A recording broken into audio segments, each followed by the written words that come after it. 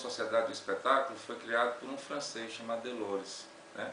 Ele, na época, criou essa expressão para falar um pouco do que acontecia nas ditaduras militares, em especial aqui na América Latina, que elas pegavam situações e tornavam a coisa espetacular com uma perspectiva de esconder que outras coisas fossem vistas. É o caso, por exemplo, do Milagre Brasileiro, que entrou para a história na época do governo do presidente Médici, que visava esconder uma série de outras coisas que aconteciam. Com a mudança do enfoque do capitalismo, da produção para a questão do consumo, ou seja, a ênfase no mercado, essa capacidade de tornar tudo um espetáculo passou a ser usado pelo merchandising, passou a ser usado pela mídia, como uma forma de comercializar produtos. Tá?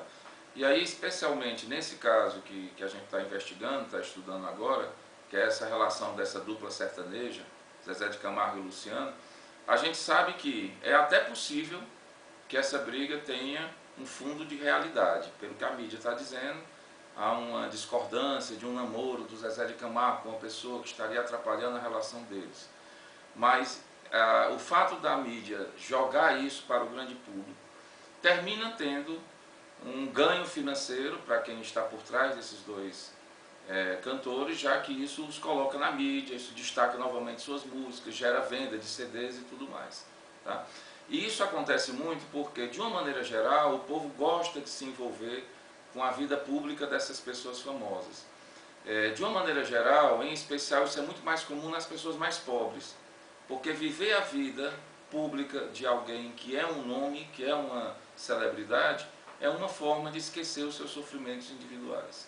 Então isso é muito comum nas pessoas mais pobres, isso é muito comum no adolescente, que o adolescente ele sofre pelas perdas principalmente ligadas às conquistas que ele tinha na infância, e isso se torna comum como cultura, já que hoje viver a vida pública das celebridades também virou um traço cultural na nossa sociedade. Isso dá para quem vive essa vida uma sensação de pertença, de pertencer a essa sociedade e pertencer a esse mundo que todos objetivam, que é um mundo de ter um lugar na vitrine, é o mundo do espetáculo. Nós estamos fazendo trabalho de legislação e ética e nós queremos saber a sua opinião sobre os casos de espetacularização midiática que vem surgindo na mídia, a grande repercussão que vem tendo e a forma como a mídia influencia nesses casos, no resultado desses casos, entendeu? É um assunto complexo, polêmico, que sempre existiu. Agora a gente tem uma nova realidade de alguns anos para cá, que é a internet. Então tornou muito mais ágil, muito mais evidente e em tempo real. Você não depende de uma janela, de uma rádio, ou de um espaço numa grade de televisão, ou de equipamentos muito fortes e caros como a televisão. Você não espera pelo jornal do dia seguinte. Então, do mesmo jeito que a internet abre espaço para um jornalismo online em tempo imediato, você tem um jornalismo que atrai e possui conteúdos questionáveis. Apesar do que a gente sempre teve, por exemplo, revista de fofoca, que vende bastante. Contigo, Caras e outras mais baratas. Sim. Revista de R$1, tem revista de 99 centavos. E são periódicos que saem, são publicados, então são viáveis. Ninguém mantém um periódico que não é viável por muito tempo. Com a internet, tem esse agravante do imediato, você ganha espaço para informações não confirmadas, você ganha espaço para dar primeiro do que os outros, você especula. A gente tem aí o caso da briga do Zezé de Camargo e Luciano, da dupla, que a própria internet, colunistas acabaram reforçando. Então um colunista diz uma coisa, outra reportagem diz outra, e aos poucos as histórias vão se convergindo, né?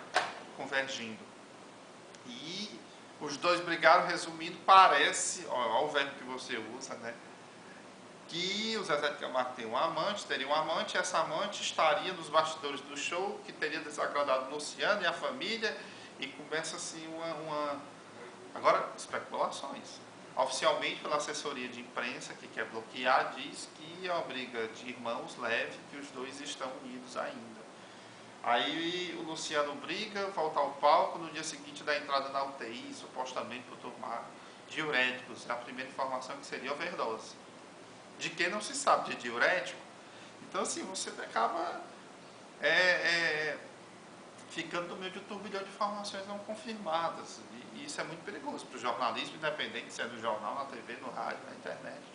A confirmação, a apuração é essencial, vai continuar sendo. O desmentido é muito ruim. Você publicar uma notícia que vai ser desmentida é complicado, é difícil. Agora, que artistas às vezes ganham dinheiro com isso e que há uma fábrica de informações em torno da celebridade, a indústria das estrelas instantâneas, Big Brother e companhia, e que atrai muita gente, sim, as pessoas querem hedonismo, as pessoas querem prazer, as pessoas querem relaxar, ninguém está muito preocupado, ou a maioria não está preocupada em chegar em casa de noite e saber as informações de economia, no que é que isso o dólar vai implicar no seu bolso, não. Isso atinge uma fatia muito pequena da população que é preocupada com isso. A maioria quer saber que a Luana Piovani está grávida e foi vista na praia. Assim, mexe mesmo. Assim como as notícias policiais, geralmente chamam a atenção. Notícia policial, mundo cão, que a gente chama. Fofoca, estrela, você acompanhar a vida de uma pessoa ideal, de uma pessoa bela, uma pessoa inatingível. E isso vai alimentando a vida das pessoas, vai dando uma certa leveza.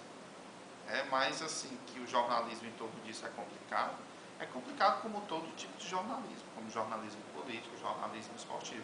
Com o agravante que há muita informação não confirmada, muito desmentida, há muito desperdício, isso é muito perigoso.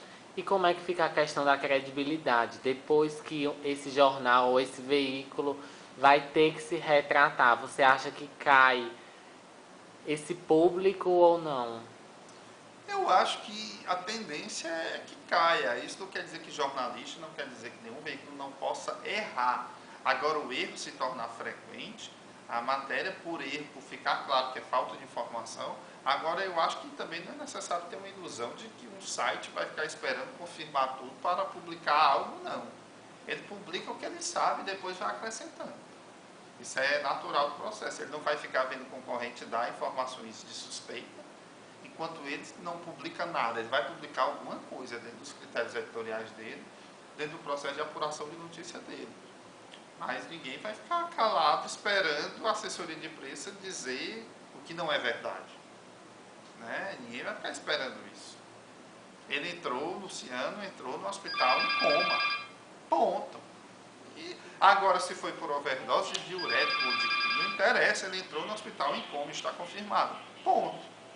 Agora, por que você complementa depois? Tá.